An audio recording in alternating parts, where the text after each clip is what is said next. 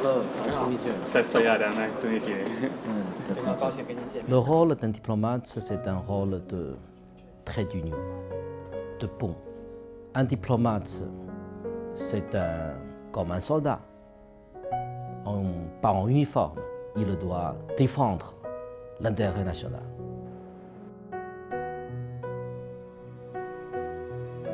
Lorsque j'avais 10 ans, le professeur m'a imposé d'apprendre le français.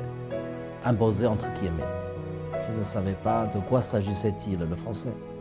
Mais au bout d'une semaine, je savais que c'était une langue belle, correcte et juste, mais difficile aussi. Ambassadeur, Bonjour, bonjour. je suis désolé. Non, c'est très bien, c'est très bien. Mon âge. Après l'université, j'ai eu cette chance d'avoir été choisi par le ministère des Affaires étrangères.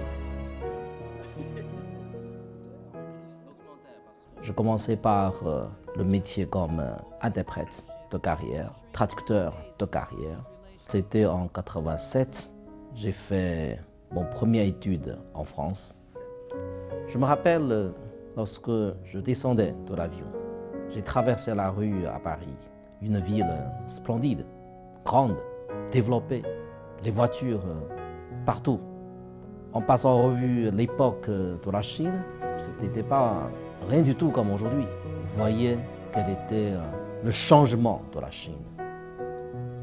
Déjà, politiquement, nos relations sont déjà globales, stratégiques. C'est presque au top niveau.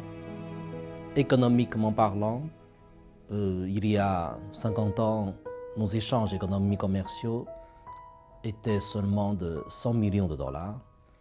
Et l'année dernière, nous avons eu cet échange commercial qui a atteint 52 milliards de dollars américains. Il y a 50 ans, il n'y avait pas d'investissement chinois en France, impossible. Mais l'an dernier, il y a au moins 200 entreprises chinoises, publiques ou privées, en France. Avant, nous parlons beaucoup dans la coopération sino-française, il y a le nucléaire, l'aviation, l'aéronautique. Mais aujourd'hui, nous pouvons penser à d'autres choses, à savoir la cité écologique, le quartier écologique. Donc je suis confiant dans l'avenir de la relation sino-française.